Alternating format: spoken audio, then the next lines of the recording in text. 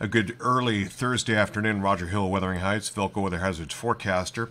Looking at the big picture, we have our mixed precipitation event that's in the process of transitioning to just light sporadic sprinkles, and really not a big deal. Still some pockets of freezing rain toward the Northeast Kingdom, and occasionally a little bit on some of our local mountaintops, but for the most part, this thing is going to be ushering out of the region.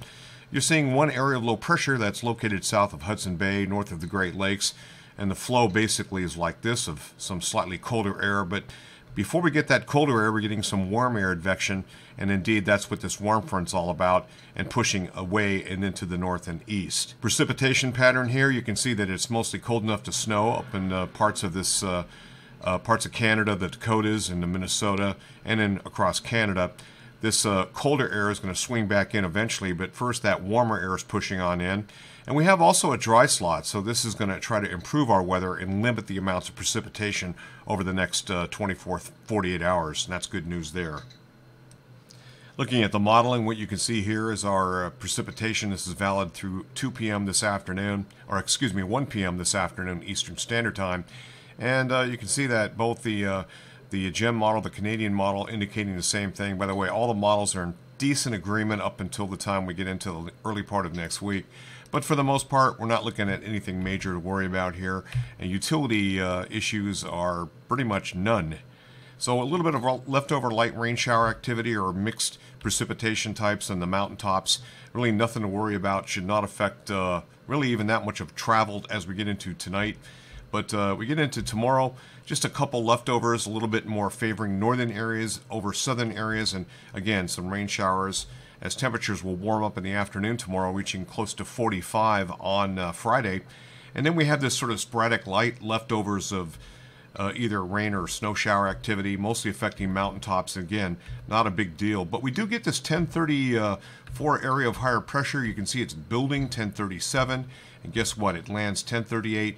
Just to the west of us. That is really good. This is a strong area of higher pressure. Same kind of thing indicated by the GEM Canadian model. So we're looking at the best day coming on Sunday. That's the only really decent project weather day. Typically, November is your cloudiest month. That's followed fairly closely, unfortunately, by December. So we're into a very cloudy stretch of the year. But it does look like we'll get some decent sunshine.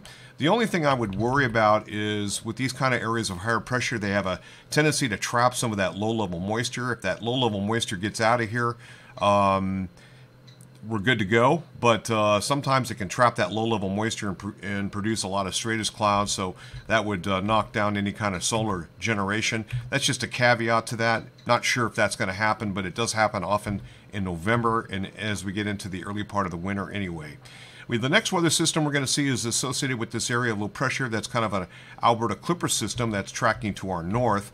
It's going to provide us with a few more mountain snow showers and valley rain showers. That's going to be developing, it looks like, late in the day on Monday and then continuing into the day on Tuesday. And then another area of higher pressure will start to build into the region. And on the back side of that area of higher pressure, we're going to start to see some warmer air. You can see the thicknesses starting to, with these red lines or whatever, you can see milder temperatures beginning to advect into the region. And that could set the stage for some temperatures in the 50s, a return of some early autumn weather, basically as we head into the late part of next week. This is the Weather Prediction Center's total QPF, total accrued precipitation amounts, and we're running about 1/4 inch to about 1/2 inch in some of the mountains of the north central greens, and generally pretty dry across the country except on the west coast. These are the two areas really getting hammered by these weather systems. A little bit in the south as well, we'll ignore that. Looking at the 2-meter temperatures, anomalies generally above normal, and that's what's advecting into the region over colder air, and that's producing that isentropic lifting in this mixed bag of PRECIP. But note, a little cooler air is starting to circulate in the western parts of the country, and a lot of high latitude blocking. So basically our high temperatures over the next 5 days or so with the statistical model guidance indicates temperatures weighted generally about almost 6 degrees below normal, generally 3 to 6 degrees below normal. And about 3 days later it looks like this. We're never really getting out of that. But look at the warm up across the country. Wow, 18 degrees above normal. That's fairly significant. This is 3 to 7 days out of high temperatures only. In the bigger picture of things, it's always fun to watch the extent of snow cover, and this is the northern hemisphere as a whole, and you can see that we kind of started on the low end, and then we kind of made a little bit of a rise, and now we're a little bit leading the pack. So where is that snow occurring? Well, we can tell that by looking at the northern hemisphere or North America, and you can see North America is one that's adding a lot of that snow.